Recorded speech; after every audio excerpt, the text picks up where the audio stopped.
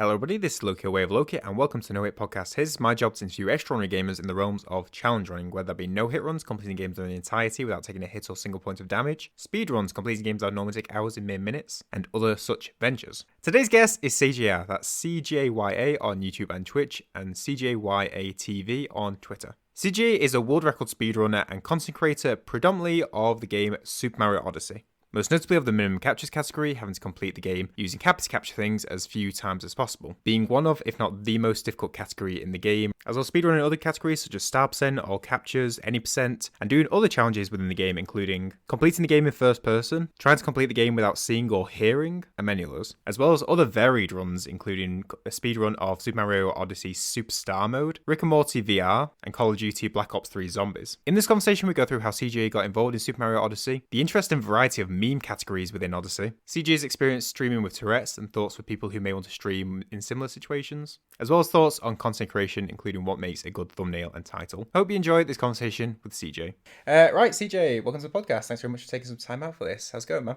It's going pretty good. Thank you for having me. No worries at all. I would like to start, whichever came first, your introduction to live streaming or introduction to speedrunning or challenge running. Oh, yeah. I got into watching speedrunning a while before I ever did it, but it feels really intimidating to get into because you see all these people who are like incredible at it and you're like, "No, I'll never be that good."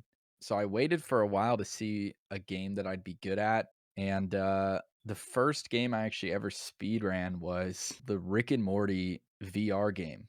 I Interesting. just had it and it seemed fun, and it wasn't super heavily contested, but within 3 days, I think, I got the world record, and then I just got bored of it and I just stopped, and I didn't speedrun again for maybe over a year. What was it about Rick and Morty that was like, oh, that's the one? I had the game and it was fun, and I thought that VR games would be easier to get into than a regular game because with a regular game, you just see all these like frame perfect inputs and like thousands of hours just into getting used to the movement. But with a VR game, it's like, well, I know how to move my body. I've practiced that a bunch. So I figured it would be easy to get into, and I still think they're really fun. I lost the world record a few months ago, and I bought a VR headset just so I could get it back, and I did, and it was really, really fun to get back into. So going from VR Rick and Morty, how did the progression? Actually, no, at all. Go a step back first. With the speedruns you were watching, what particular games did you find interesting to watch, or was you The, watching? yeah, the main game I watched was actually Mario 64, and, like, just one night I was laying in bed and I was looking at YouTube and I got probably, like, the 120 star record recommended, like, Cheese had it at the time, I think, and, I thought it was really cool, but again, not anything I could ever see myself being able to do, and then one day I was like, "Well, I do kinda wanna play Mario 64, but I wanna make sure I'd be interested in it before I go and buy an N64 and buy, all this stuff." So, I tried playing Super Mario Odyssey casually, and I just, like, fell in love with the game, and I loved it, and I think I played it. I didn't actually have a Switch at the time. I was going over to a friend's house and playing on their Switch every day for about like 3 weeks to a month, and I would just play until, like, 4 in the morning because I was just addicted until I 100% of the game, but I still didn't wanna speedrun it because it seemed too scary, and then, one day I was on YouTube, and I was on Small Ant's YouTube channel, and I looked in his playlists, and I saw he had a playlist for Super Mario Odyssey beginner tutorials for the speedrun, and I was like, "Well, if there's a beginner tutorial, then I kinda have to do it." 'Cause it's possible, and then that's when I got into everything. So it started out as playing at your friends. What point was it that you then got like the Switch and everything to play it at home, I guess, and then from there, Mm. when was the click? I mean, I guess finding the playlist of Small Ants, but then into going in speedrunning, and how was the beginning process going? Went? Yeah, I finally got my Switch. I got a job, my first job in, late 2018, and I finally was able to afford a Switch, in December, and that's when I got it, and I didn't plan on playing Super Mario Odyssey again, but I bought the game because I remember being like, "I just love this game so much when I played it. I just at least need the box." So I bought the game, and I ended up playing it casually again, and I finally had my own Switch, and that was when I found the tutorials, and immediately, like, the day after I found the tutorials, I started learning the speedrun, and I basically was learning, like, 1 or 2 kingdoms per day for about 2 weeks before I ever did a speedrun. I took about 2 weeks just to practice, which is weird because I don't even have the patience to do that now. When I learn a new speedrun, I just jump straight into it, but yeah, I was taking it slow, and it was so much fun to just play it and learn all these things and be like, "Damn, this is like the guys I watch on Twitch and the guys I watch on YouTube." It just felt so cool to be able to beat this game the way that I saw all these, like, in my mind, pros doing it. Yeah, that's definitely an interesting approach. Because I think a lot of people would like just dive in, just like this interesting speed run, like finishing the game several hours and hours Yeah. short of what the first playthrough was. Which category was this? Was this straight into minimum captures or was this any percent? This was oh, geez. This was, any percent. I didn't actually do minimum captures for a long time. I think I did any percent for almost a year before I ever touched another category. I just only focused on the one category because I just wanted to get good at that before I ever started even trying something else. Got a couple of avenues I want to go down. First is a curiosity question when I was looking at speedrun.com. How come there's no. Because in a standard game, I should say, there is normally a split of categories between glitchless and unrestricted or glitches or Mm. some form of that description. But there isn't on Odyssey, and I was just wondering why that was. I know that a lot of people have talked about this, and I definitely agree with it. Especially in Super Mario Odyssey, it's so hard to differentiate what's a glitch and an exploit, and just different things like that. Like one example that I always think of is there's this area in Cascade Kingdom, behind the kingdom, where and you use this in minimum captures. There's a wall, and a certain part of the wall just doesn't have collision and you can just go out of bounds there. And you look at that, and it's like, well, I mean, it's not really a glitch. I'm just going to this area, and they just didn't think to put a wall there. So like even something like that, it would be really hard to just to enforce that rule. There's glitches that like a lot of people talk about the Pokemon Red glitchless stuff where they actually end up using like 100 different glitches Yeah. because that game is so messed up. Like I feel like it would just make everything so complicated that they just figured, yeah, we'll just ignore it. We might as well just keep everything simple. Gen 1's so broken in those games. Yeah, it's really messed up. I mean, even if you play the game casually, you're gonna do at least 20 different glitches without knowing it. So throughout that year of speedrunning any percent, what approach did you take to improving at the run? And be interested if that's different from a more recent approach to improving a time at a category. Yeah, I've always been awful about practicing. Like, everyone does what's called an IL, an individual level speedrun. So you just do one small segment of the speedrun, practice that over and over so that when you get into an actual speedrun, you get there, you've practiced so much that you do it perfectly. And I've basically never done that. I refuse to do ILs because I just get so bored of it. And everyone I talk to that like speedruns the game, if I say like my PV, they're like, "Okay," and I'm like, "Yeah, but I've never done an IL." And they're like, "What is wrong with you?" Because if I did, I'm sure I could improve by a mile. And actually, one time for Wooded Kingdom, which is a kingdom I always would have trouble with, I sat down and I did ILs for I think an hour, and I improved my gold by 20 seconds, which is huge in that kingdom. And I was just like, "Damn, ILs really do work." Anyway, it's time to stop doing them again.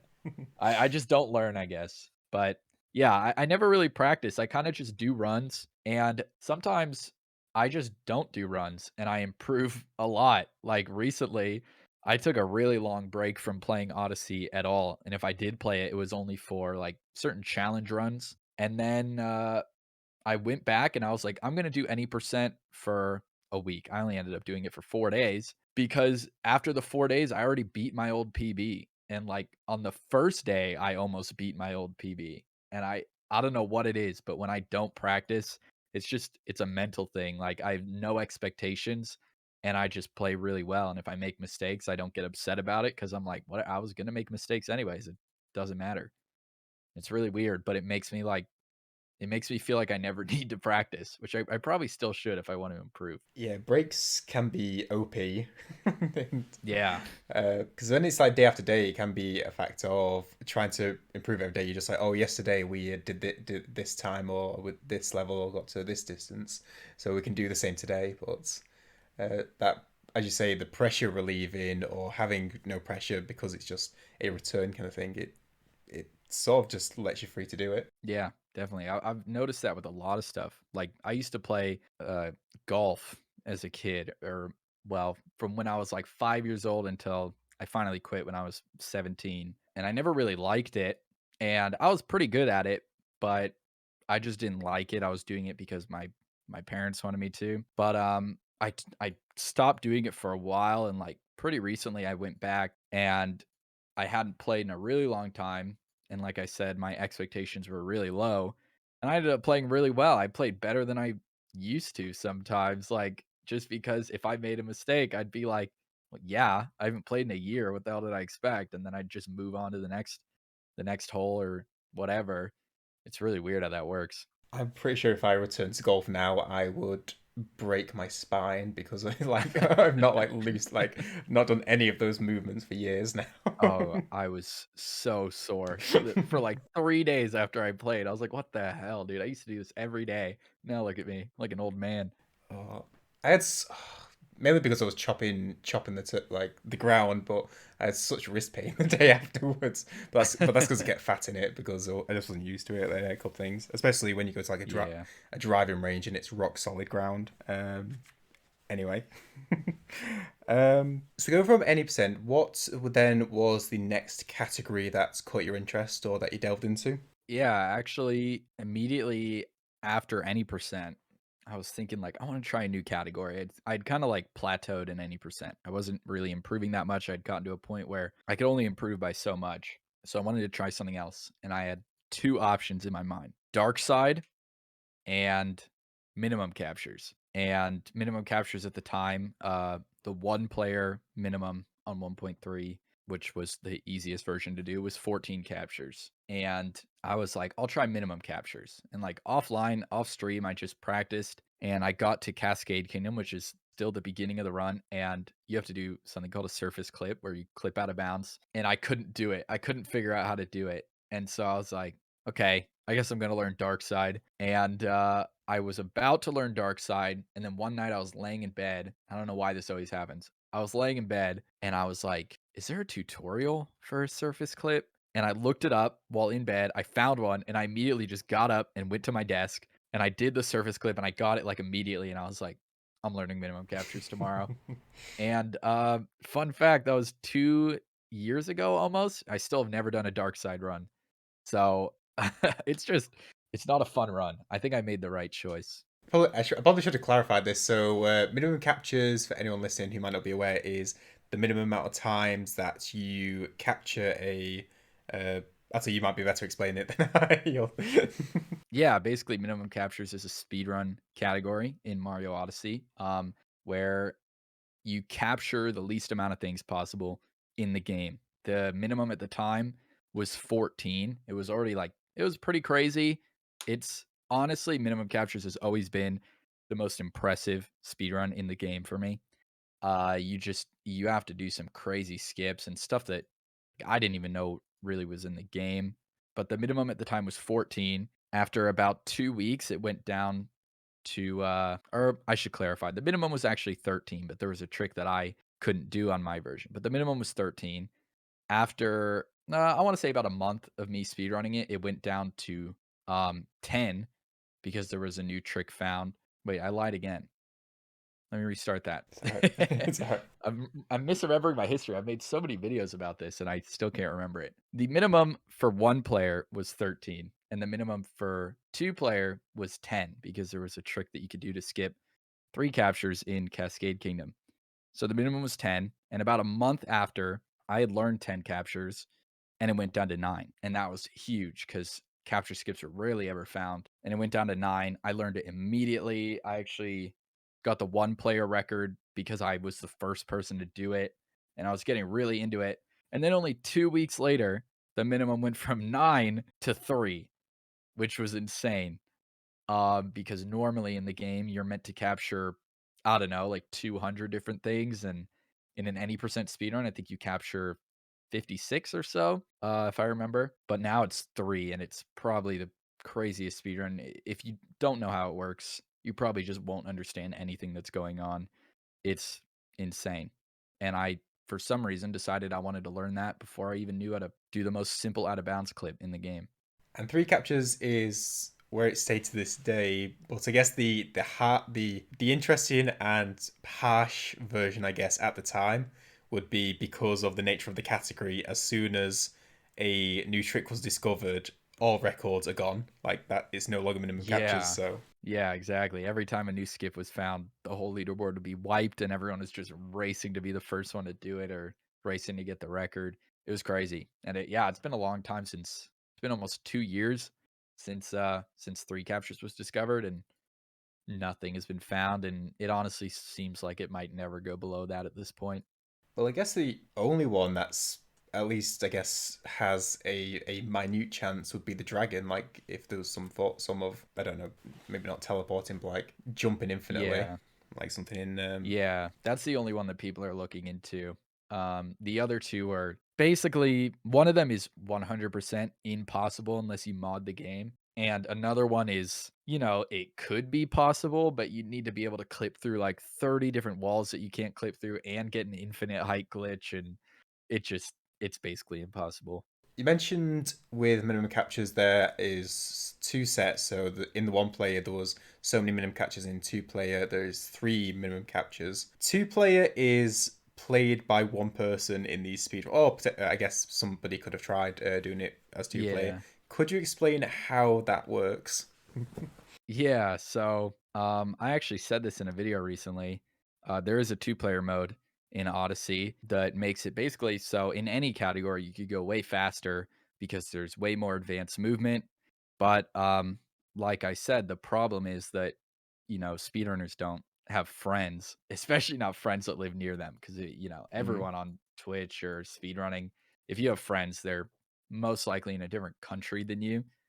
But what I do and what everyone else does, or basically everyone else does who does these two-player runs is you actually play, you've got your controller in your hand, and that's controlling Mario, and then the second controller that controls Cappy is on the floor, and you control it with your feet, and it's extremely uncomfortable and weird at first, and honestly, my, like, ankles would get sore from being sat upright at this position, for hours at a time, but it's fun, and it makes the speedrun a lot more impressive looking, and just telling people like, "Yeah, I play with my hands and my feet at the same time," it you feel really cool. As cool as someone playing a game with their feet can feel, when people react to that. To give a visual, although a visual might probably be the wrong term in this regard. What's the like button layout for that? Yeah. So, I actually play with a GameCube controller because, the notches make it a lot easier to control Cappy in a more precise way, but most of it and why it's not as hard as it sounds, most of it is just pressing the A button. You have, so I have 1 foot on the right and 1 foot on the left, just like you would with your hands. And sometimes I'll use the stick. For example, there's a trick in Snow Kingdom where you want to hit a checkpoint that's too far away for you to reach, basically. But if you get Mario in the air and then you can throw Cappy and move him with your foot stick, you can hit the checkpoint and it'll save you some time later on. But yeah, most of it is just hitting the jump button because usually when you're moving in Mario Odyssey, the fastest way to move is to roll. And if you want to jump out of a roll, you have to wait for that roll to end. Like there's like maybe a second and a half to 2 seconds after you let go of the crouch button that Mario will keep rolling. But in 2 player, you can jump out of the roll with the second controller whenever. So you can maintain your speed and get extra height way quicker and way easier than normal. And that's what makes it a lot faster and a lot more impressive than just a normal 1 player speedrun. So I mentioned there's a difference between the 1 player and 2 player in terms of the minimum captures that can be completed. What's difference? Because you mentioned that in your version, or your version at the time at least, there was a difference in the captures. How much difference Yeah. between patches is there with the run? So yeah, in the 2 player makes a difference because well now because of the trick that's called a CRC, where basically you can teleport Cappy anywhere you want and get him to hit checkpoints and stuff that'll help you skip captures. And that's only possible in 2 player. And but there are 2 different versions of 2 player minimum captures. There's 3 captures and 4 captures. And the only difference between the two is the version of the game. If you have the 1.0 or 1.1 version of the game, there's a trick called the nut jump. And in Bowser's Kingdom, you can basically get this big seed. I honestly don't know why it's called the nut jump still. I think just because it's funny. It is not called a nut in the game. It is a seed. It's called a seed. There are no nuts. It doesn't even look like a nut, but it's the nut jump. It's And if you me. get this nut, yeah, if you get this nut wet, which sounds really weird, for whatever reason, when you throw the nut, you can dive into it and catch it. And there's actually only like a 2 or 3 frame window to be able to catch the nut. And you actually have to do it almost 50 times in a row without failing, which is, yeah, about a 1/20th of a second window, 50 times in a row. And that's the only difference. It's just to skip 1 capture at the end of the run, and it's basically the main part of the run. Like, I probably had, about 100 or 200 different runs that were on world record pace, got to the nut jump, messed up 1, the whole thing was dead because you lose almost 2 minutes if you mess it up even once. So just give the idea of people. So it's like if you imagine Mario's in midair holding a nut of whatever your imagination conjures up. Is Mario is throwing said nut, doing a midair dive, let's say, catching the nut, and continues to do that. And as he does that, he's also raising height. Would that be a good way to describe? Yeah, that's a perfect way to describe it. You can imagine an almond or a peanut, whatever you want. It works no matter what. But it is what it's basically what made that category big. Because Small Ant did it a long time ago and he started making videos about it and it was just so crazy for everyone to see that it made that category huge, even though almost no one speedruns it because it's so hard. Everyone loves to watch it, and it's so huge with the viewers. Yeah, he made a video on that, and I love the title and thumbnail of it. It's such a good. It's something like the titles I nutted on stream or something like that, and then the thumbnails. And feel like it's not weird. It's a speedrun trick, and I Yeah, just love that company. yeah, just white text on a black background. It's not weird, I swear. uh, but yeah, it's definitely called the nut just because memeability. Definitely, yeah. So you've gone on to other category. So yes, hang on. What's a better way to say that? What makes okay? Let's start right at like base principles. What makes a run a category extension as opposed to part of the main game? That's a good question. I feel like when the game came out, they decided the main categories immediately, which are any percent, so beat the game. World peace, which is more of like any percent, but you do basically all of the story. Dark side, which is get 250 moons, reach dark side and beat it. Darker side, which is 500 moons, reach darker side, beat it. And then all moons, get all the moons. And then 100%, which is just all moons, but worse because you have to do all the boring stuff past getting the moons. They decided all those, and then basically anything else that ever got added was just a category extension. It seems like if I look at the category extensions now, a lot of them are memes. Like just like you have the biggest one on the category extension leaderboard, which is nipple percent. And if anyone ever saw that on a main leaderboard, they would probably lose all their respect for the speed run. So that's totally fair. And yeah, minimum captures is on the category extensions because it definitely is a lot more arbitrary where like any percent it's like, yeah, beat the game as fast as possible, or all moons is beat the game while getting all the moons. Any percent or sorry, minimum captures is like, yeah, beat the game and also do this little challenge that, I mean, technically when you do this run, it's also any percent, but we're going to count it as this other category because you're also doing this other challenge. I feel like that's mostly how category extensions work. And I mean, I'm okay with it. The category extensions leaderboard on any speedrun just makes it so you can have a lot more fun speedruns and a lot more interesting speedruns rather than the basic stuff you expect. Like a speedrun, a speedrun where you see Mario's nipples as fast as possible. Like, yes, please. I would love that. I wouldn't want to do anything that would risk that category existing.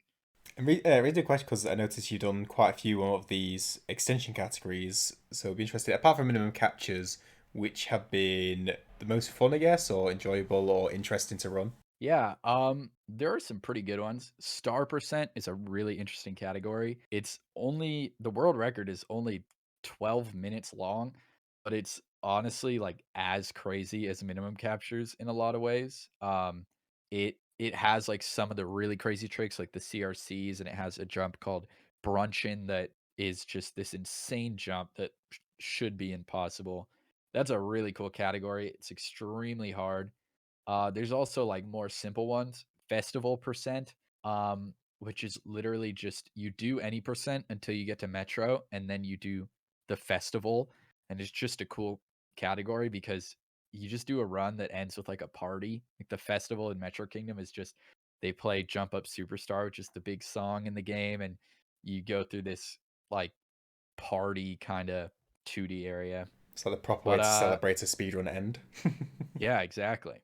But the category that I've really latched onto in like the last year, which it's funny because I've made multiple videos about it and I always call it the worst category because that's what everyone says it is. It's Talkatoo percent, which is a category where there's this bird named Talkatoo in the game.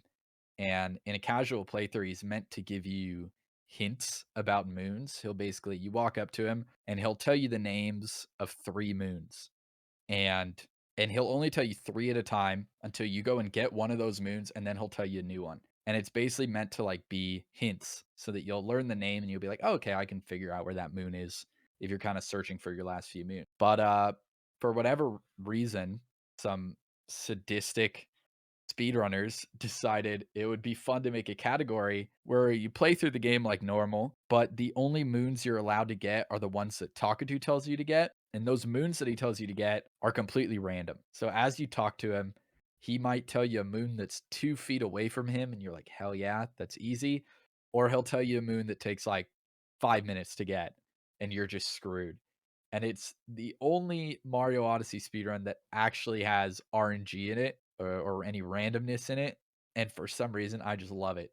It's just so much fun. It just like it tests your knowledge at the game, like how much you know the names of the moons. Because you might go to Metro Kingdom and he'll be like, get secret girder tunnel, and then get inside the iron girder, and then get girder sandwich. And there's like 10 different moons that have similar names. But if you know the difference, it's like, hell yeah, I'm a genius.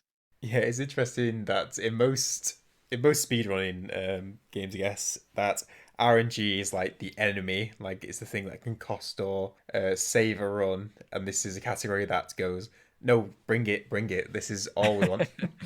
Yeah, exactly. Most people like they hate the category and they run it once. Like it's like a challenge.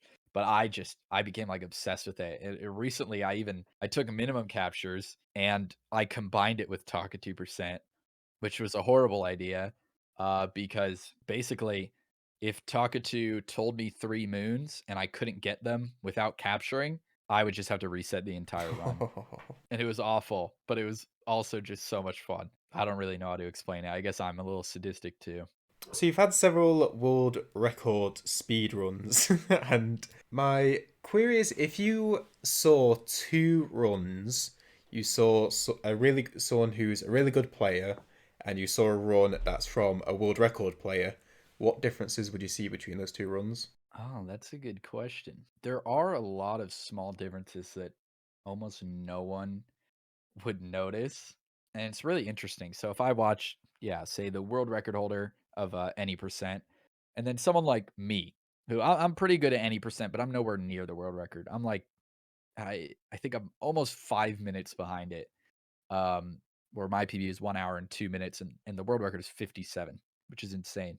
And a lot of people might look at me, and a lot of people do this. They come into my chat and they're like, "Oh man, you're gonna get sub hours soon, or you're gonna get world records soon." And it's like, to me, I'm like a toddler playing against LeBron James on a basketball court. Like it's nothing similar. But some things, I mean, there's really small things like in Seaside Kingdom, you can capture and swim around as a fish. And I do it, and in my mind, I'm like, yeah, that's optimal. And in like a 20-second segment, I could lose like 3 seconds compared to the world record holder just because my angles weren't quite as optimal. Or there's just like there's a mechanic in the game called spin pounding, which is just a faster way to ground pound. And maybe like the world record holder will do it like 0.2 seconds faster than me each time. And over the entire run, that could save like 10 seconds because of how many times you do it. And there's just so many little things that almost anyone wouldn't notice, but someone who is at a top level would. There's even things that I still won't notice, but I'm sure those world record holders will look at me and be like, "What the hell is he doing? This is so sloppy. This is so bad." So would you say like precision of movements would be a good way to describe that then? Is like for a Yeah. high level it would be more refined maybe. Yeah, it's definitely more refined. There's a lot of momentum plays a big part in Odyssey speedruns, and just keeping that momentum and properly like transferring the momentum of a roll into a triple jump properly can save little bits of time. And there's a lot of little things that are so hard to see, but these top level speedrunners will put hundreds of hours into to make sure that they're doing it perfectly and not making any mistakes. As the runs have progressed and gotten faster, how do you judge a reset point for a run? Like a point of, okay, I don't think I can save it, or it might not be worth saving, or easier to start a new run, that kind of thing. I think for me and a lot of other people, it's not so much like a quantifiable moment. Like you can't be like, okay, well, I'm exactly 23 seconds behind and the risk reward isn't worth it, whatever. It's really like emotional at that point. Like, if I'm really annoyed with a run and all I did was lose 2 seconds at the beginning, I'll reset because I'm like, "Well, I don't wanna be pissed off in this run, and I'll just feel better if I reset." But if I'm, like, doing a run and I lose the entire thing near the end, I might be like, I'll finish anyways because it'll feel good to finish a run. Like, I might as well finish." So it really is just like, it's really subjective. It's like I don't know, how am I feeling about this runner? But with a lot of the top runners, generally in speedruns, you do a lot of really hard tricks at the beginning of the run. Like for example, there's a trick in Cascade Kingdom called Dino Skip Skip, which is a great name, and it saves about 9 seconds, but it's ridiculously hard. But the world record level and just even like kind of higher level speedrunners all go for it because it's right at the beginning of the run. But there's another trick that saves 9 seconds called 2D skip skip. Really good job with the naming, guys. And it saves 9 seconds, but it's in Moon Kingdom, which is the last kingdom of the run. It's actually like a minute before the end of the run. And no one ever goes for that trick. I think like some people go for it for fun in a run that they might not care about that much. But other than that, no one ever goes for it because it's at the end and it's not worth it. So there is like a lot of really hard tricks packed into the beginning of the run. And that is one thing for like top level speedrunners. It's basically just if they mess up that trick, they'll just reset because, they're doing all these hard tricks at the beginning, and if they get past them, it's like, even if I didn't do it perfectly, I still had a really good start. I got all the tricks first try. I'll keep going, and if not, I'll reset because it's the beginning of the run. I didn't waste that much time. How do you judge a difficulty of a trick? Is it based on like level of consistency? Yeah, I would definitely say consistency level. Like the one I just mentioned, um, Dino Skip Skip.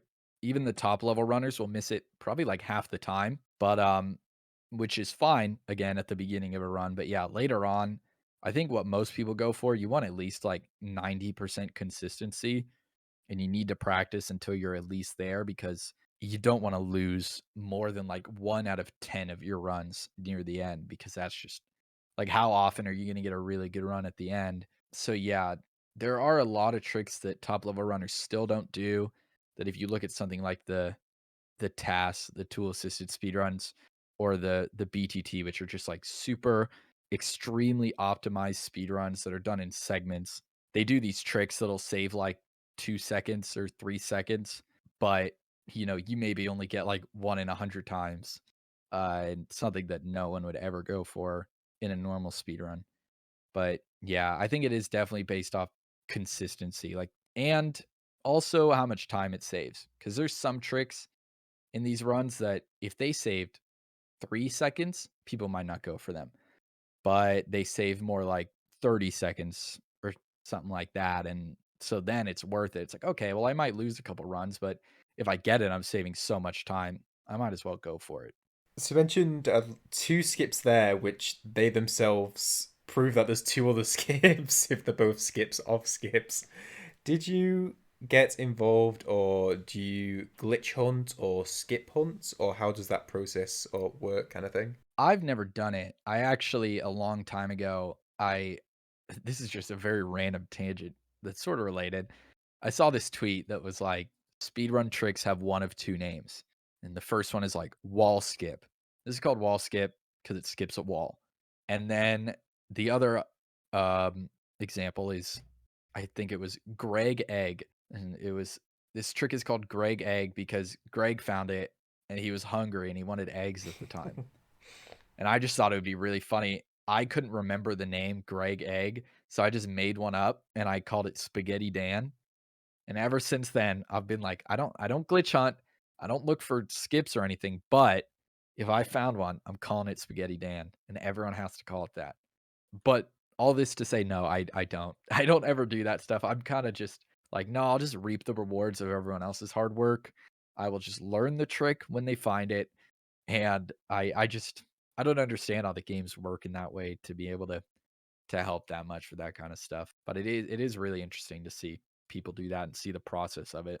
Along the same line, isn't there a skip similar to, or like naming similar to that in Odyssey? Is it Dram Strat? And then Oh yeah. there's another There one is called Dram, y- but it wasn't by or something like that. yeah, so there is Dram. Dram 55 was a speedrunner of Odyssey and he found this trick in Sand Kingdom where and just like a sort of trick in general where you could throw Cappy next to a capture.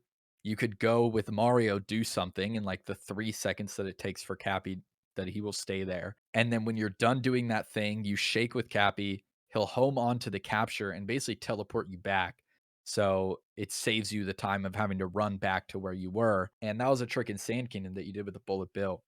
And Dram, he found that strat and he said, I really don't care what you guys call it. Just do not name it after me. So what they did was they called it Dram Strat, just to mess with him. And starting then, that was pretty early in the game's life cycle.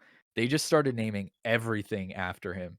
They just started naming every trick that they found, like Bowser Dram, the Goomba Dram, whatever. And not a lot of them stuck, but one of them is Snow Dram, which is just a really hard jump in Snow Kingdom. It's not a dram. It's not, you don't throw Cappy next to anything. It's just a jump, but it's called Snow Dram, and it confuses so many new runners. They're all like, wait, so this is a dram? I thought dram was when you throw a cap. It's like, no. Everyone was just messing with this guy. Just But it is a pretty funny story. let me give you the lore on it. Yeah. So talked about main categories, talked about extensions. There's one other one that I saw, which I guess is even aside from that, which is the superstar mode done Oh, yeah. speedrun. Could you describe what superstar mode is and what the appeal once learning what it was for you to go into speedrunning it. Yeah. I had seen a little bit of superstar mode stuff in the past. And basically what it is it's like if they made Kaizo, but in Mario Odyssey. It's a ridiculously hard version of Super Mario Odyssey. And when I first played it, I probably had been speedrunning the game for close to 2 years at this point, and obviously, I'm way better than the game was designed for anyone to be, you know? This game is made for kids.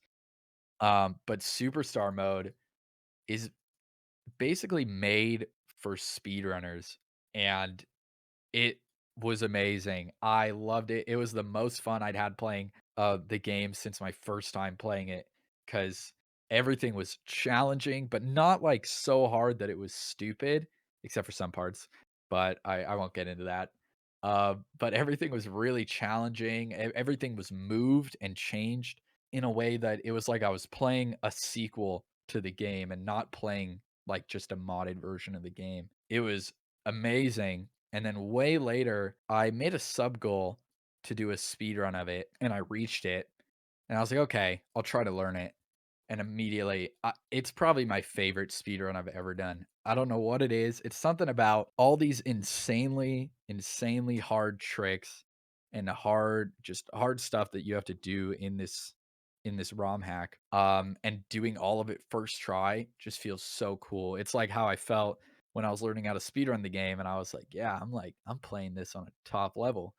That's how it feels with this mod, but even more so because it's actually extremely difficult, and most people in the world couldn't even do this once with 100 tries, and I'm doing it all first try, and it's so much fun. It's been a while, but I'm actually planning on playing it in, like, 3 days, from now because I wanted to get back into it. I think a Kaizo Mario is a great explanation. It's pretty much perfect. Just to give maybe just one example is in the Sand Kingdom, the sand is lava, or it's not literally lava, but you take damage Mhm. when you touch it. So that's an example of how they make it extra difficult. Yeah, even just that, you have to, like, look at the kingdom in a completely different way. You're basically playing the floor is lava, trying to figure out what you can stand on and what you can't, and how am I gonna get over there if I only have 3 health? And it's it's so much fun. It's like I always think this thing where it's like, I wish I could watch this movie or play this game for the first time again. Like, remove all my memories of it and play it for the first time, and this is what that felt like. It felt like I was playing Odyssey for the first time again, back when I had no clue how to play the game, and I was bad, and bosses took me 10 tries. It felt like that again, but just completely new. It was awesome. I want to talk about more because you've done several modded content, I guess, and some interesting chat interactive challenges that I saw was the one preventing you from beating Odyssey uh, Yeah. and not seeing or hearing the game. If you start with Oh. stop from beating Odyssey, that's at least looked a complete mess in a sense. Um, Yeah, I had done this sort of Twitch plays Odyssey thing, and, basically, so you could type in chat, like, "up," and Mario would go up. And when I was testing it out, I was having a friend of mine help, and just, like, kinda stumbled upon the fact that I could play and he could basically play at the same time, and we'd both be controlling Mario, but it was like we were completely conflicting with each other, and I was like, how insane would this be if I had, like, 300 people in my chat, and I'm trying to beat the game, and they're all just trying to do whatever they can to stop me? But what I didn't realize was that I just didn't realize the power of the minus button, where the minus button on the controller opens the map, completely interrupts the game, opens up the map, and, in my mind, I was imagining like, yeah, I'll be walking forward and they'll make me go backwards. No, basically everyone just spammed minus and made it so that anytime I tried to do anything in the game, I was just interrupted like over and over and over and over, and it was like it was really fun, but I've gotten a lot of comments on the video that perfectly describe it. It's just me playing Odyssey while screaming "no" over and over because I just kept going, "No, stop, no, please. And it was a complete mess, but it was a really fun mess. So it was worth it. Yeah, I noticed, I think, like the start of the video, you said something like, "Oh no, don't stop using the minus button," or something like that. I didn't realize, and then there's just a wave of minuses. Yeah, never tell chat not to do something because that is the only thing they will do. Lighting the match. And the other one is not seeing or hearing the game with chat. Yeah, that was actually something that I'd seen someone else do, but I was like, "No, I wouldn't be able to do that." And it was sort of my way of because I think blindfolded speedruns are super cool, and I do plan on doing a blindfolded speedrun in the future, but the thing is, they take so much planning and so much practice and work, and I was like, "Well, there is this other thing you can do, which is where you turn off your monitor, you turn off your headphones so you can't hear the game, and all I did was read chat, and chat just told me what to do. I think it took me about 30 hours to beat in total. I did it across maybe 3 days, but I think the last day I did it or no, I think it was 4 days, but the last day I did it, I think I went for 13 hours or 11 or 12 hours because, the whole game, it's all open world. You can choose what's the easiest thing to do and go do it. And on top of that, you have all the time in the world. So, since there's a chat delay, I can kind of just sit there and be like, all right, what do I do now? And then 3 seconds later, chat will tell me what to do. But the problem is the last section of the game called the escape sequence. Once you've captured Bowser and you're trying to leave the Moon Kingdom, you're basically on a timer there. Every platform you stand on, the second you step on it, it starts falling. And if you're standing there for too long, you die. And there's stuff falling from the sky that's completely random and I played the whole game in assist mode, which basically makes it so like if you fall off the edge of the world or if you fall into lava or poison, rather than dying, you will be placed into a bubble and taken back to where you were last standing. But this last section of the game is special in that it just ignores assist mode completely. If you fall off, you're dead. You got to start over. And this section takes about 2.5 minutes in a normal speed run. I think it took me 5 hours straight of just this 2-minute section, and it was awful. But yeah, that was one of the coolest challenges I feel like I've done. It was so much fun. And just like I had to put so much trust in my chat. There were so many people coming in that were just messing with me, and I would get so mad because I was so tired and so exhausted. But it was really fun. And doing that kind of chat interactive stuff, it's so much fun. It brings a lot of new people to the stream, and it's really, really fun to do. I just think, do you have music on or anything, or was it just sort of sat in silence and trying to Uh visualize the where you somehow were? Yeah, it was dead silence, like, nothing, not even white noise or anything, it was complete dead silence. I make a joke at the beginning of the video that I kept my headphones on anyways because I just like how they're comfortable.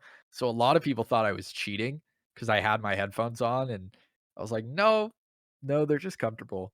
Um, but the main thing, actually, I don't have noise, I don't have sight, but the Switch and the Pro controller and the Joy-Cons, I was using the Pro controller, have this thing called HD Rumble where basically anything you do in the game will result in a vibration, and the vibrations will have like varying intensity. And I basically was just able to judge what I was doing only on vibrations. I could tell if I was crouched or if I took damage or if I'm sliding on a wall, if I landed a jump. It was really interesting. And ever since then, I've like I never noticed the vibrations before, and ever since then, it's all I notice when I'm playing the game is how much vibrations there are and everything. It's like once something's been pointed out, you can never like ignore it again. Yeah. It's like if you do a coinless run and you're like, "This will be easy," and then you're like, "There's coins there?" And you're just noticing all these different things about the game, and all of a sudden, that's just ingrained into your mind now. Well, that's super interesting from like a separate challenge runner perspective. That because at the end of the game, you can check if you've collected any. I think it's coins, jumps, or captures. Is it or there's some other stuff? that you can actually Yeah. do those challenges and there's something to check as opposed to in a lot of other games where you would just do the challenge and try to keep yourself accountable. So I thought that was Yeah, pretty neat. that is an issue because yeah, the jumpless run is a big one in Odyssey, and when you get to the end of the game, you can talk to Tourette, and there's achievements based on how many jumps you've done, how many coins you've collected, and how many cap throws you've done. Capture, yeah, that's And it. so maybe you're like, "Oh man, I nailed that run," and then you go to Tourette, she's like, "You jumped 4 times." You're like, "What?" You like already celebrated, and now you're like, "Well, I guess that we have to start over." It's awful. It's a horrible feeling. A couple of other ones just to go into briefly for going to a bit of variety was the first person view Mario, which Mm. looked really cool actually. That looked super fun, which sounds exactly or is exactly as it sounds, first person view. Yeah. One thing I wanted to ask was you've got an FAQ in your panels in Twitch about, and under one of the questions was what speedrunning, not Minecraft in all caps. And was just wondering why why that, because I know you've done a few challenge runs of it as well. Yeah. Well, yeah, that joke actually yeah, so the question is like, what are you streaming? Or like what speedruns do you do? Yeah. Oh yeah. And I originally had that and my mods were like, "Oh, you need to update that. You've been doing more runs." And at the time, I like almost every streamer on Twitch was addicted to Minecraft speedruns. And so in all caps, I just put Minecraft because I didn't feel like actually taking the time to update it. I just put Minecraft. And, after a little while, the RNG was wearing on me of those runs.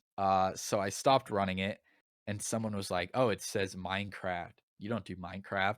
And I was like, "Again, don't feel like updating it." So I just made it not Minecraft. Not to say that I hate Minecraft speedruns, even if I maybe do a little bit now, because they can be rough. Um, it was mostly just that it was an addiction, and then I just needed to update it, so I just put not. Stick with Minecraft in a minute for a moment. You also did a Minecraft damageless, Yeah. which gravity being a big thing in Minecraft sounds a doozy of a challenge. How was that as an experience? Let's say. Oh, it was just awful.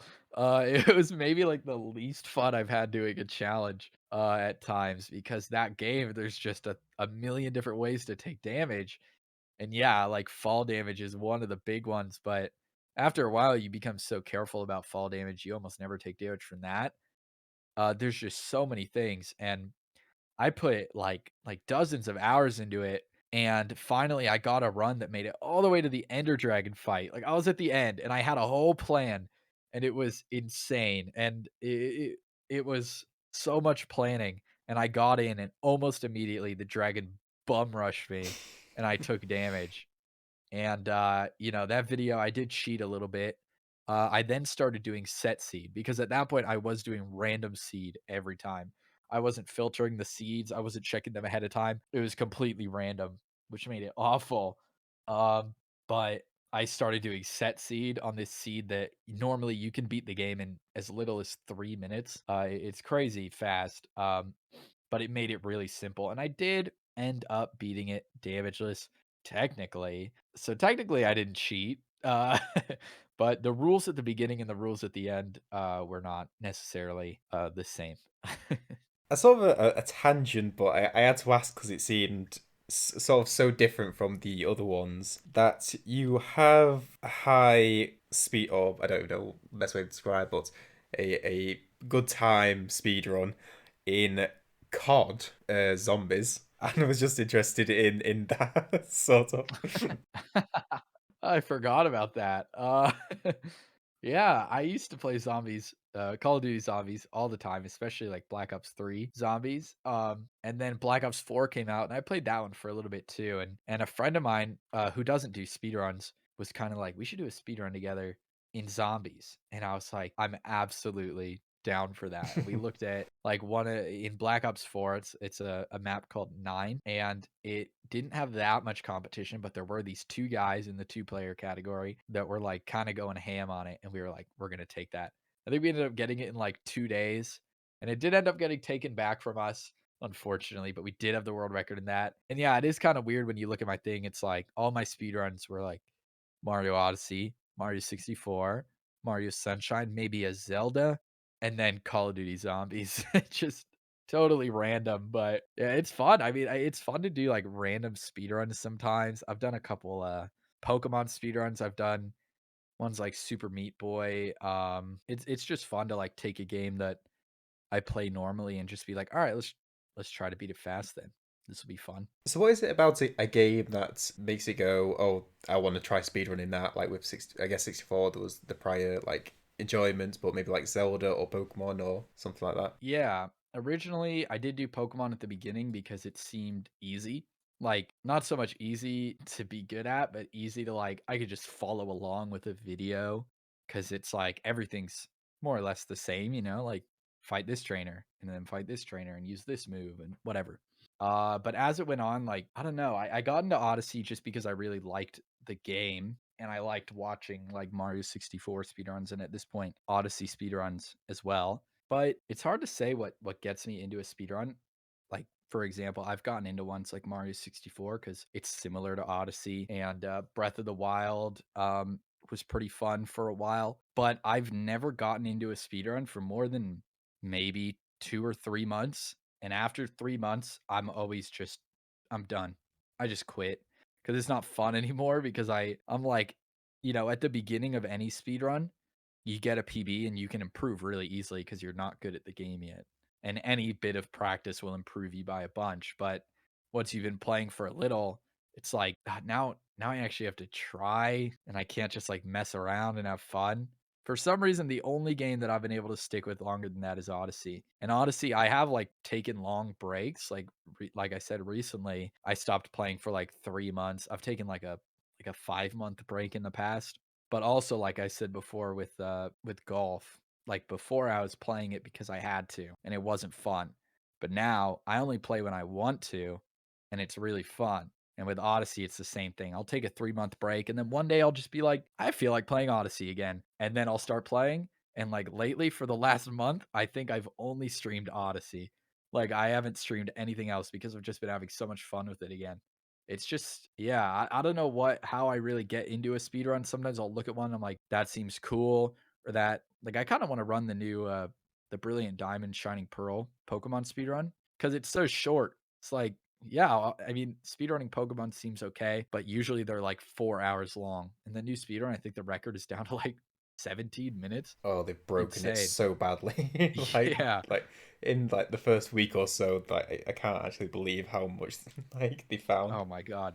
Yeah, it's insane. I guess that's what happens when they put it out to a third party company, but, um, yeah, it feels kinda random. It's just whatever I like watching, I feel like, but for whatever reason, Odyssey is the only one that I've ever really stuck with past the point of, like, being okay at the game to, like, actually wanting to improve even when it's difficult. Yeah, I think I watched a quick thing of Worcester, who is a Pokemon speedrunner doing the Brilliant Pearl or whichever one it was, and I think you fight the first rival fight, and that's it for the entire game. Like that's the only fight. then it, Yeah. Yeah, you somehow just skip every single fight past that. It's crazy. to go from saying enjoying Odyssey at the moment, what is it about live streaming, perhaps separate from challenge running, or if they're like directly mixed? What is it about live streaming that you enjoy? Yeah, I didn't mention this before, but actually when I first started streaming, I had been learning the Odyssey speed run and I'd been starting to do runs and eventually I was like, I want to be on the leaderboard. So I bought a capture card and I literally was just streaming, no mic, no camera, just as a way to submit my runs. And I mean, I've mentioned him multiple times, but I was watching Small Ant, another streamer and now YouTuber as well. And I was watching him more and more and the way that he like interacted with chat and it just looked really fun. And from that point, I was like, yeah, that seems cool. And so I bought a mic, I bought a microphone, and I started streaming. And one thing that, I mean, this is for any new streamers out there. A lot of people ask me this. You should never go into streaming thinking like, I want to get big. I want to do this for a living. I want to make a bunch of money off this. Because if you do, you're never going to enjoy it and you're going to quit. But for me, my goal was just to get an audience big enough that I just have someone to talk to while I play games. and that was the entire thing. I just wanted to be able to like talk to people and have fun streaming, and kind of like just something to it's also like something to distract you while you're doing speedruns, which helps a lot. But yeah, it actually, I mean, now I've got, this, I'm at the size that I am, but for my first 5 months of streaming, I never went past like 2 average viewers. It took me over 5 months to get affiliate, which is 50 followers and 3 average viewers, one of which was just me on another tab, and one of which was my girlfriend. So like really I was getting like 1 or 2 viewers at a time. But still, if one person came in, it was so exciting. And I remember the first time I got rated, and I remember like telling everyone like, this person rated me with 6 viewers, and they were all so nice. And it was just, it's always been about like the community for me, and just how fun it is to talk to all these people from different places, and they're all here to just talk to me as well. And I've always just thought that was really cool. Well, they got to ask. So you've mentioned that not in this podcast, but at least on stream and in videos that you have Tourette's. Could you describe it for people, and if someone is perhaps in a similar situation who is interested in streaming, just from your experience, what your experience of being a streamer on Twitch with this has been and is? Yeah. So yeah, if anyone doesn't know what Tourette's is, it's Tourette syndrome, and it's. I mean, I'm not a doctor. I've actually technically never been diagnosed with it, but I mean, I have it. There's no doubting that. But it's basically, you do like, there's things called motor tics. Sorry, you do these tics, so they're called, and there's like motor tics or like verbal tics, or like like a motor tic could say like, some people will just like snap a bunch, or like I've had the problem where I'll like kind of like slap my leg or something like that. And what everyone knows from, or everyone thinks Tourette's is just yelling profane words. But I mean, that can be it. There's also just saying certain phrases. If anyone's seen the streamer Sweet Anita, she's a huge streamer who has Tourette's, and it's like really, really severe Tourette's compared to like what I have. But yeah, at the time when I started streaming, I didn't have a camera for a while. And the only real reason for that was because my main tick, what it's like blinking, and I do some stuff with my face, and later on I develop more ticks, and some of them go away, some of them appear randomly.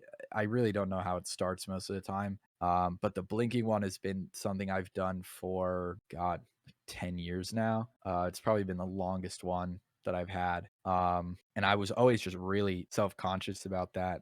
And eventually I was just like, yeah, I'm going to get a camera, just because I think it makes the stream more attractive to like new viewers, like it makes it more personal, and there's more of a connection there, and it'll make people want to come in more. And I kind of was just like, whatever. I have this thing that I'm insecure about, but I'll just own it. Who cares? And overall, I mean, anyone who's thinking about doing that, people have been really welcoming about it. There are some, I just assume they're younger, by the way, when they come into chat and they're like, why are you doing that? It's weird. Like, that's annoying. I'm like, yeah, if you were above the age of like 13, I think you'd have the Yeah. social skills to not just be kind of rude. But, at this point, I don't take it personally. I usually am just like, I'll be kind of rude back. I'll be like, maybe don't, am I allowed to say bad words here? Yeah, it's fine.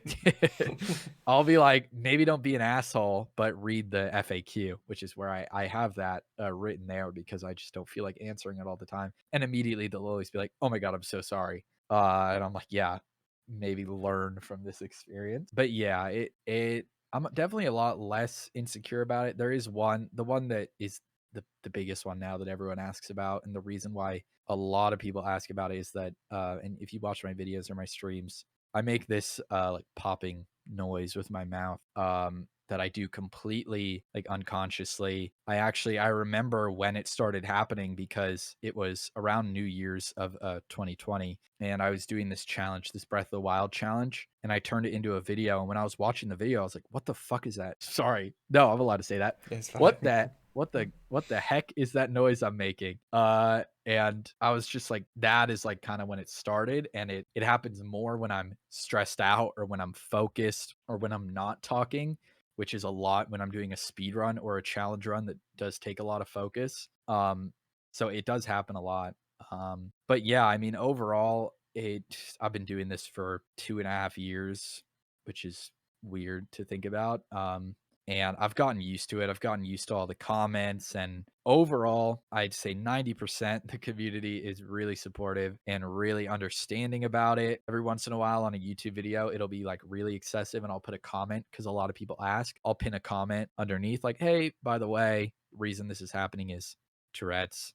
And, one out of every like 50 comments will be like, that's annoying. But, the other 49 will be like, hey, man, it's all good. I get a lot of comments that are like, that happens to me too. I get a lot of DMs from people that are like, it's really awesome seeing someone like me who has Tourette's like succeeding online. And that's really cool to see. So, overall, definitely a positive experience. And if you are nervous about that stuff, just go for it. Who cares what people think? They're all people on the internet. They're probably way more messed up than you.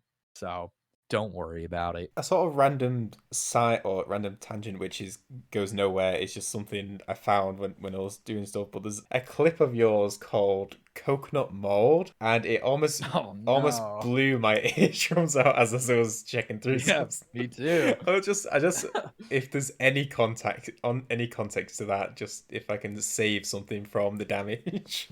Oh, yeah, I was hosting a tournament, a Super Mario Odyssey minimum captures speedrun tournament. I got some people who had never done it before. I was like, "You have 2 weeks, learn the run, and in 2 weeks we're gonna do this tournament." And it was really fun. And one of them is a pretty good friend of mine and a mod, one of my mods on Twitch. His name is Acoustic, or that's his username. I honestly don't even know his real name.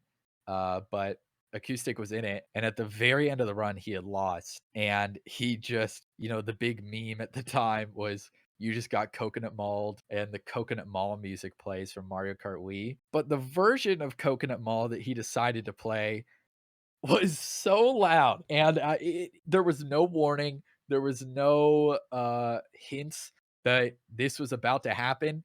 But we were just talking. It was like, damn, that was a good run. Unfortunately, Acoustic couldn't. And then it came in, and it was. I haven't seen the clip in a while. It was terrifying. It was like a gunshot went off right next to my ear. It was so loud. Yeah, I still remember that. I still don't let him forget it sometimes. I'm like, I don't forget, and I will get you back somehow. I don't know how, but I will. My tinnitus doesn't forget. uh, Exactly. yeah, if people interested in checking out that clip, I'd recommend not wearing headphones whilst. um, Speaking of, I don't know if Vince, but like I saw that you said about not mentioning view accounts, which I guess is associated with like live streaming. I don't either, which I can go on after, but interested in your perspective of not having view account mentioned in chat. Yeah, it's something that a lot of streamers that I watch have done, and that's kind of where I got the idea. But say that you're streaming, and you have 100 viewers, and that's your normal amount, and you look at it, it's at 100, you're like, cool. If that number changes, whether it's higher or lower, it will affect you potentially in a negative way. So if the number goes higher, or I'll start with the obvious one. If the number goes lower, you might get upset, like, oh man, what am I doing wrong? And all of a sudden you're thrown off, and that's only going to snowball. Like if you're streaming and a few people leave just because they have to eat dinner or whatever, you might take that personally, and then you might start acting different. And then that might make more people leave because all of a sudden you're acting weird and boring and whatever. Even if the number goes higher, all of a sudden it's, oh my God, there's more people here. I need to make sure I don't act lame. And then all of a sudden you're acting different than when those people came in and they're like, why is this guy acting different? And then they might leave. So, what I do and what a lot of streamers do, and if you're a Twitch viewer, maybe just take this as a rule for every chat by default, unless explicitly stated otherwise. You definitely shouldn't bring up view count. And I don't look at it. Like OBS has the option to click on it and hide it. You just don't see the number. And yeah, it just makes it so I could just focus on making content. I can just focus on being me and acting how I've been acting. If less people watch, less people watch. It's not a big deal.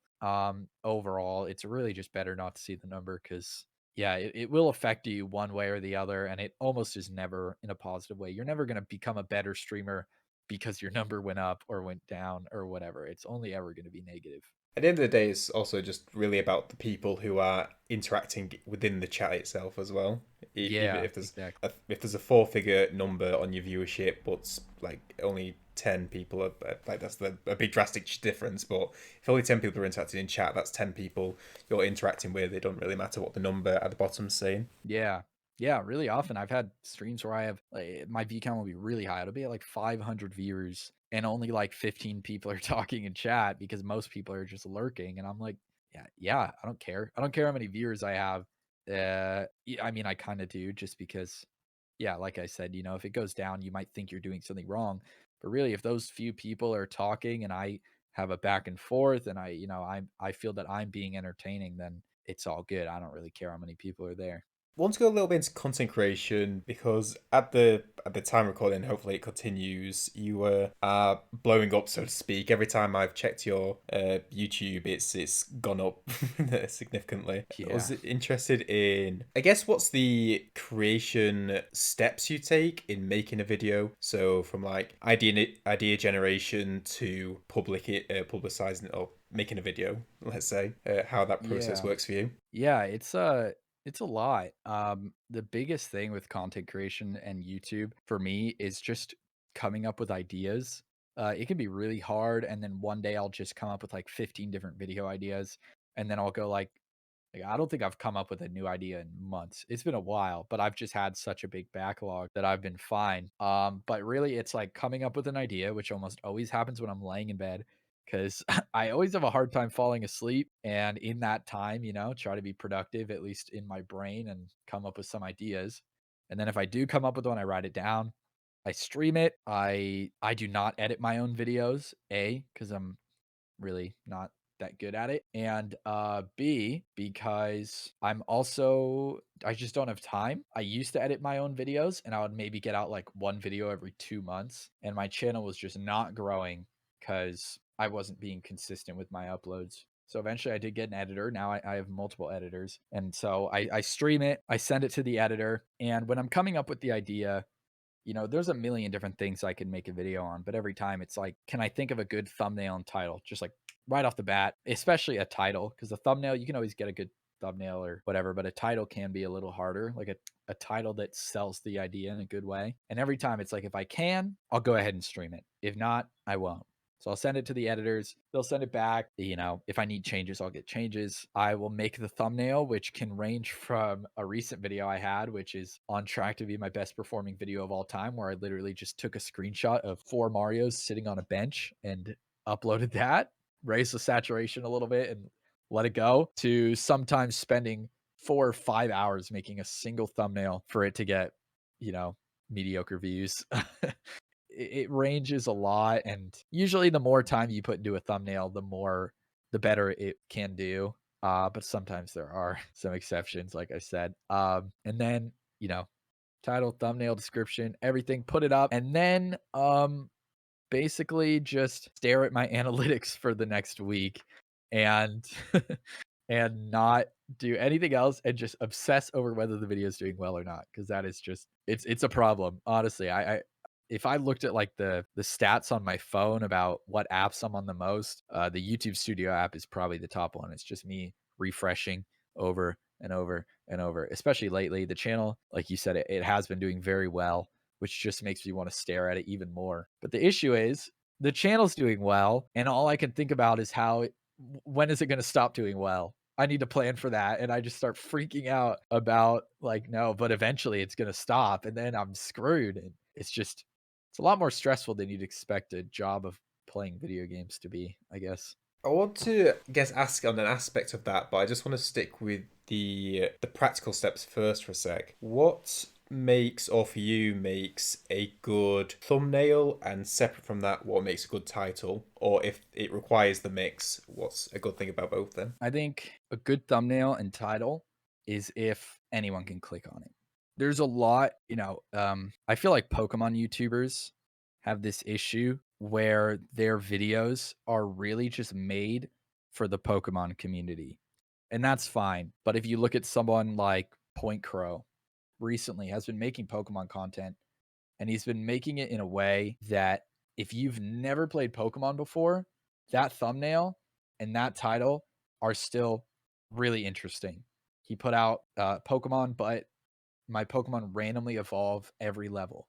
And the thumbnail shows a Piplup, and then the next level, it's a Giratina, a legendary Pokemon, which, yeah, most people look at that and go, wait, what? And that's another thing, which is you want the thumbnail and title to kind of like make the viewer ask a question that can only be answered by watching the video, which is it's a weird thing, but that's kind of what I always think about. Like, for example, my most recent video, how good can I get at Mario Odyssey in a week? I spent a week, I talked about this earlier, just grinding any percent, seeing how good I can get. And I mean, that one's pretty simple. It's like, well, how good can he get? I don't give it away in the thumbnail, so you got to click on the video and watch to the end to figure out, or just skip to the end of the video if you're rude. And the one that we talked about earlier, the can Twitch chat stop me from beating Mario Odyssey? I mean, that one in itself is a question that can only be answered. And then another example, which I'm looking at right now, I have a meme speedruns in Mario Odyssey are weird. And the thumbnail is Mario bonking and it just says bonk percent. It's just an example of one of the speedruns in the video. That video did really well. I think the reason being because everyone looks at that and goes, what the hell is bonk percent? Why is that a speedrun? And what other weird meme speedruns are there? And then they click on the video to watch it. And that, honestly, that is such a simple thumbnail. That one took me like 10 minutes because it's literally just Mario bonking and it says bonk percent. And I think it's my favorite one that I've ever made. I just love it because I think it does such a great job at getting the idea across and getting people to click on it. And it did. It got like 200,000 views now and it's doing pretty well.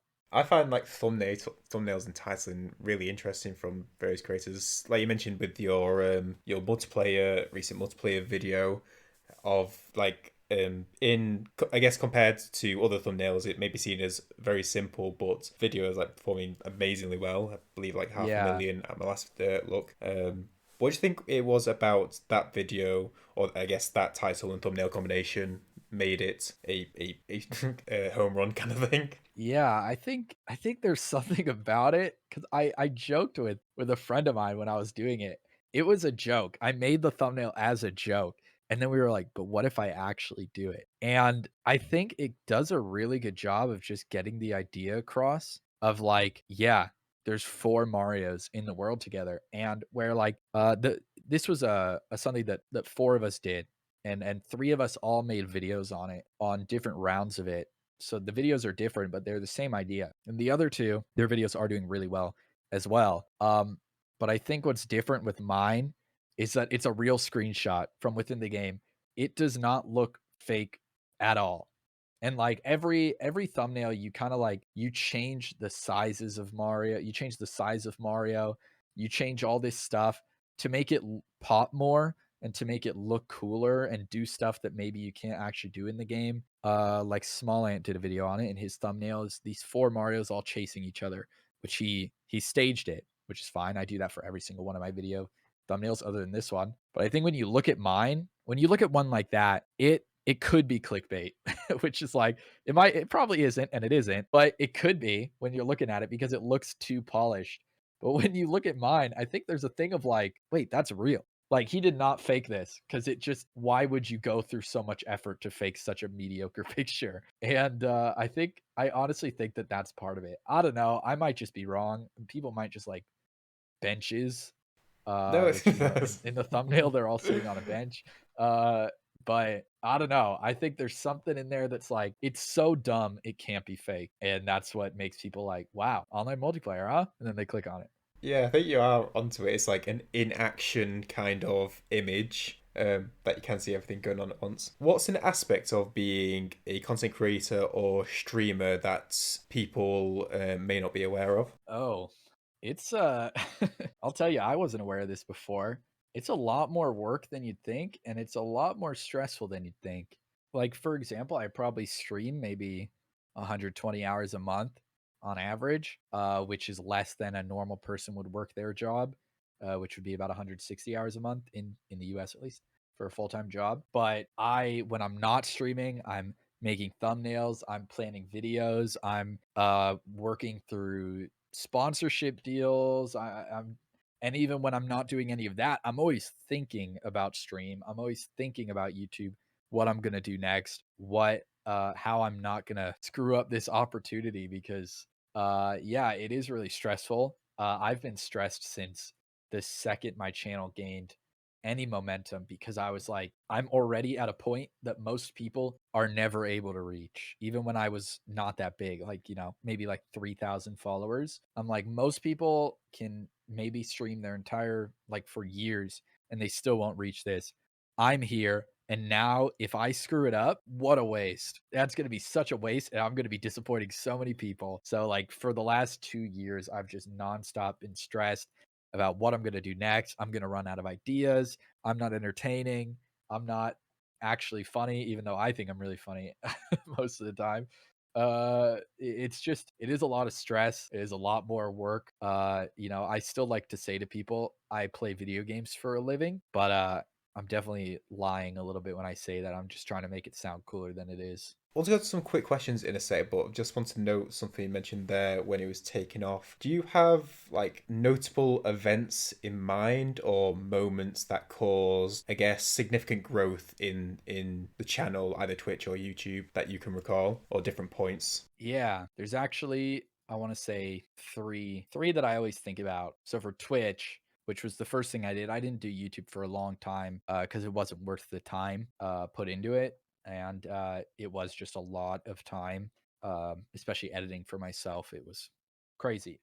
But for Twitch, it was when I was doing minimum captures, and three captures was discovered, and Small Ant was already really big at the time. Not as big as he is now, but he was really big, especially compared to me, and I was a big fan. And he had the world record in three captures, and I took it. I worked hard at it, and I got the world record.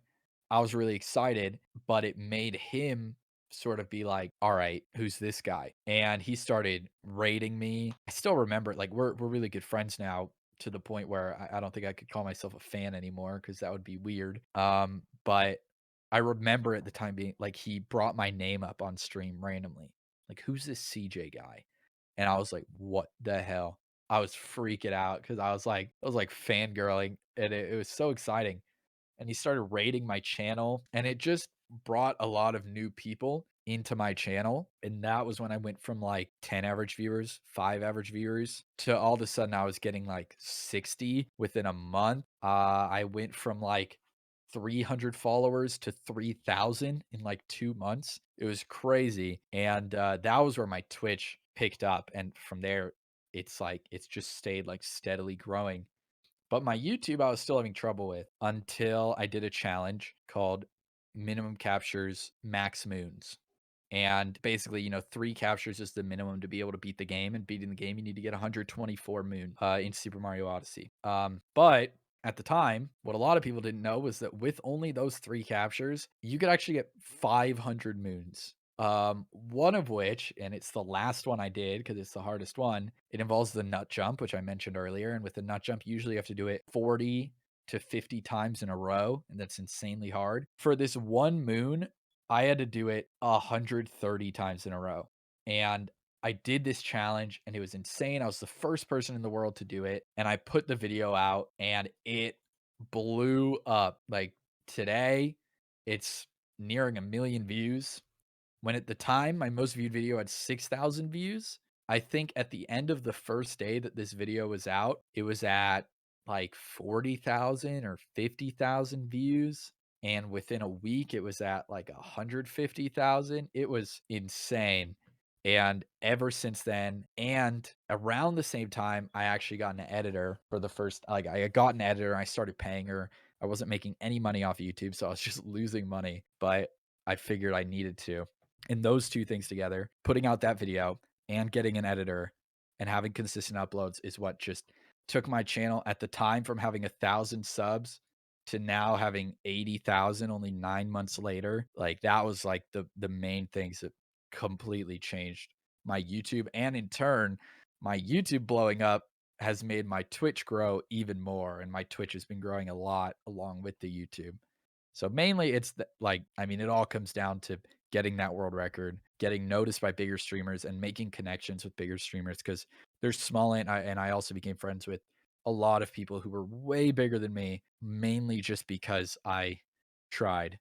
You know, it's kind of scary to reach out to someone who's way bigger than you, but if you reach out, the worst they can do is, I guess, ignore you or Yeah. say no. Well, yeah, But not yeah. yeah, like when I was small, I had like 4,000 followers. And it was when Among Us, was really big. The dark ages as they call it. I reached out to a bunch of big streamers, Small Ant and Point Crow and Linkus, people who were 10 or like even 100 times bigger than me. And they were all just like, yeah, sure, let's do it. And we all just would stream together and we all became friends. And yeah, so making connections, and then just with YouTube, I mean, everyone has this, just getting lucky with that one video that finally pops off, and then it just brings all your other videos up with it. That's the big thing. If you had one piece of advice for a new speedrunner, perhaps going into Odyssey, what advice would that be? One thing that I notice a lot of beginner speedrunners do, which I'm like, I hate. I don't know why. I'm just like, oh, uh-oh. But one thing that I notice a lot of beginner speedrunners do is that they will be coming into my stream and, for example, I have a 1 hour and 2 minute PB in Odyssey, and they'll be like, CJ, I'm learning how to do snow dram, which is an insanely hard trick that saves like 9 seconds if you do it perfectly and loses like 30 if you mess it up once. And if you keep messing it up, you lose 30 at a time. And they're like, I'm learning snow dram. And I'm like, okay, what's your PB? And they're like, oh, I have a 145. And I'm like, okay, you do not need to be focusing on the hard tricks right now. So if you are a beginner speedrunner, I guess this doesn't apply for every game, but especially in like a platformer like Odyssey, um, just focus on learning movement and the basics of the game before trying to do all the hard tricks. Because you can spend 20 hours practicing a trick and save 10 seconds with it, or you can spend 20 hours just practicing the game in general and you can save 2 minutes on your speedrun at certain levels. And like that's what I did. Like for example, Snowdram, I didn't start doing it until I had 1 hour 4 minute PB, 104. And I didn't start doing like another trick, Dram, which has way less risk, but I just didn't want to waste my time on it. I didn't start doing it until like 105. And most tricks like that, I would just say avoid them until you've exhausted all other ways to save time. Once you feel like you're actually really good at just playing the game, then start learning the tricks, but you wanna get a decent time before you do any of that. Like focus on the minutes before the seconds kind of thing. Exactly. Yeah, exactly. Is there any resources? You mentioned Small Ant had a playlist of beginner tutorials. Is there any other resources that you'd recommend for people to check out? Yeah, so small inch tutorials are pretty old. You could still use them and you could get a really good time, but there have been new easy tricks discovered, since then, and Tom Shi on YouTube, like Yoshi, but his name is Tom. He made new tutorials and they're really good. I watched them all even though I was already pretty good at the game. I just watched them as they were coming out. He also has advanced tutorials if you wanna use those later. But, I'd say basically do what I did if you're learning specifically Odyssey. A lot of games most games do not have as good and detailed resources as Odyssey does, but if you are learning Odyssey, I definitely recommend just go through that tutorial, learn each kingdom, maybe practice it a few times before moving on to the next. Like, for example, a lot of people will practice for months and months, and they're like, they can't get below a sub, like, 1 hour and 30 minutes. But my first speed run, because I put the practice in and I really made sure I knew each kingdom well before moving on to the next, I think my first speed run ever was a 124. Like, it was pretty low because I just took the time and I put in a lot of work into it. So if you want to improve, like just really put the time into those tutorials and you will get good at the game fast.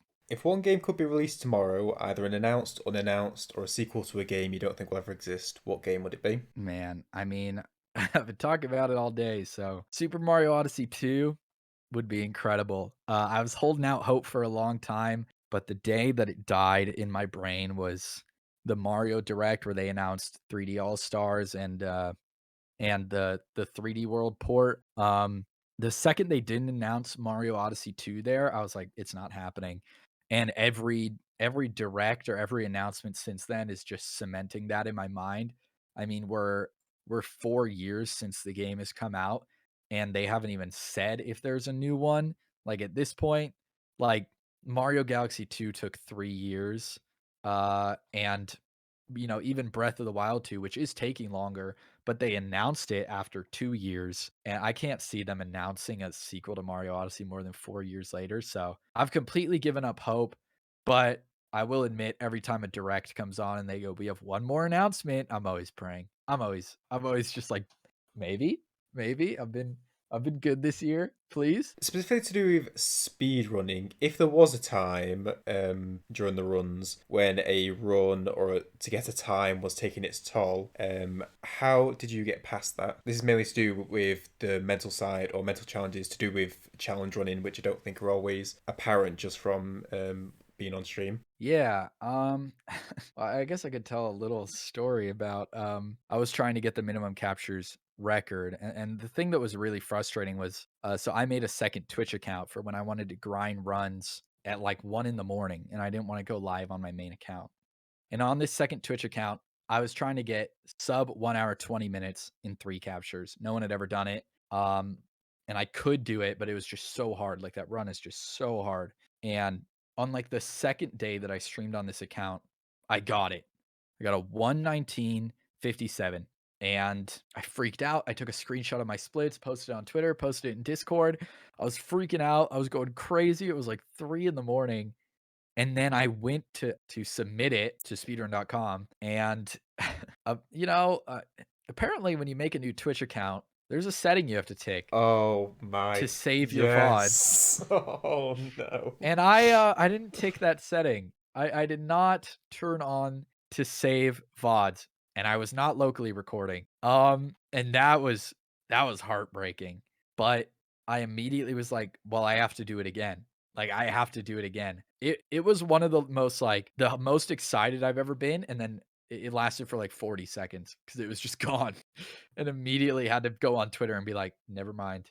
Go on Discord and be like, "Never mind." But I started grinding for it again, and now the grind was even more frustrating because I've gotten it. I know I can get it, but I just can't do it, and I was getting so close over and over and over, and at one point, like, I had like a set of Joy-Cons I use at some points in the run and my Pro controller, and at one point I mess up a CRC and I'm holding the Joy-Cons and I throw them down on my desk because I'm pissed, and they bounced off the desk and it hit my monitor and broke it.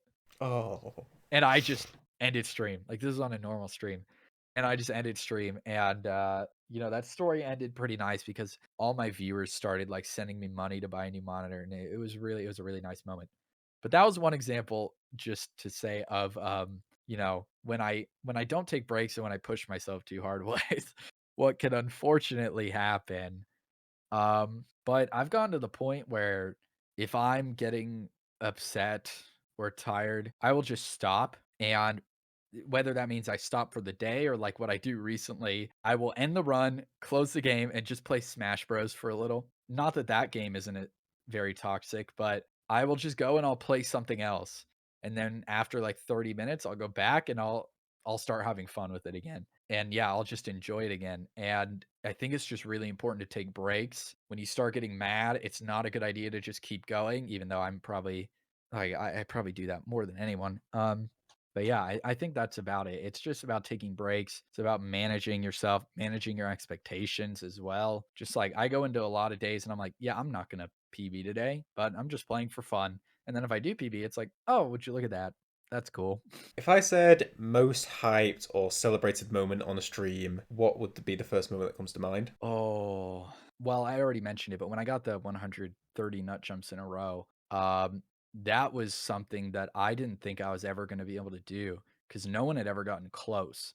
I think I had the record for the most, and it was about like 95, which feels close, but it isn't. And I thought I needed more like 150. I ended up getting 129 in the end, and it reached. Um, but there were so many factors in that, like so many mental factors, and getting so nervous. And the more nervous you get, the more you think about it, and the more you think about it, the more you mess up. And it's all these things. And I literally was just like, I don't think I'm ever going to be able to get this, but I kept trying anyways. And if you've seen the clip, which maybe turn your headphones down for that one too, um, I literally just jumped out of my seat and started running around my room. You can't even really see it, but I was running around my room just screaming, and I lost my voice completely. And it was just so hype and so exciting.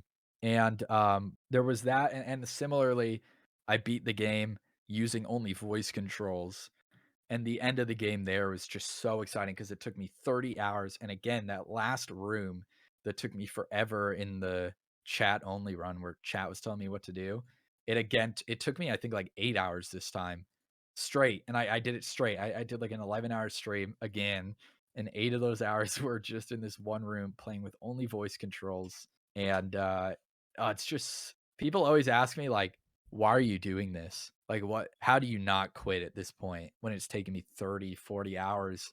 And I'm like, I just think about how hype it's gonna be when I finish it. I'm just like, how cool will it be when I finally beat this? And it always is. It's so exciting. Every reaction that I have is always so genuine. It's so exciting. The final question is, what's in the future plans of CJYA? Is that the right way to say it, like the full thing? Or It's better than, I mean, some people always are like Cjya or what. So annoying. s- Yeah, I say voice? CJ, yeah, just CJ, yeah, CJ, yaw is fine, whatever. I just go because I mean, where the name came from, my name is CJ, and then I just put yeah at the end. I was like 11 playing Skyward Sword, naming my character, and that's just what came into my mind. And I'm really bad at making names, so it's just what I've been stuck with. But what's in the future for me? I want to branch out. I want to do more than just Odyssey, if only because I'm really out of ideas at this point. Like, I'm going to run out of ideas real soon here, but it is so hard, especially on YouTube and Twitch, to branch out and do anything other than Odyssey. It usually is met with like 0 views. But I think what I'm going to do starting next year is I'm just going to commit and I'm just going to start doing this other stuff. If it gets no views, that's fine. But the only way to make it eventually get views is to keep doing it and just keep coming up with ideas and keep doing them. I want to do stuff in Zelda, in Pokemon, even in other Mario games. It's hard to break into, but that is what I want to do. I want to branch out so I basically just won't burn out and I can just do this for as long as possible because it's something I never expected to be doing for a living and something that, now that I'm doing it, I don't want to go work retail or whatever now. Like I cannot go back to any sort of job now. I'm spoiled. I'm so spoiled from this. And I love it. CJ, I really appreciate the time taking the time out for this. I've really enjoyed this. I hope you've enjoyed it as well, man. Oh yeah, it's been awesome to just talk about this stuff and reminisce. So thank you for letting me come on. It's been real fun. No worries at all. I hope everyone listening has enjoyed it as well. I hope everyone has a great remainder of their day, evening, and morning, depending on your time zone. And I will catch you in the next episode. If you want to hear more conversations with amazing runners, be sure to head over to youtube.com/WayOfLoci, Loki spelled with C, and we'll soon be moving over to youtube.com/NoHitPodcast, as this will be moving to a dedicated YouTube channel, or to wayofloki.com/NoHitPodcast.